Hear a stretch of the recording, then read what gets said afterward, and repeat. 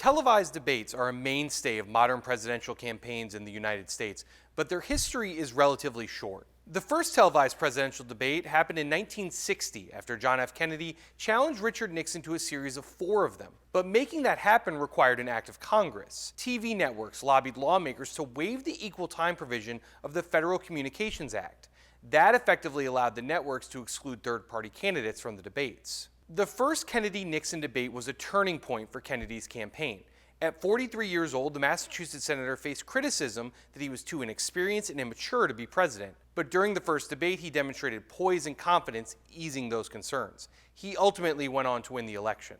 16 years passed before there would be another presidential debate. Nixon refused to participate in debates during his presidential campaigns in 1968 and 1972, but his refusal was preceded by Lyndon Johnson during the 1964 campaign.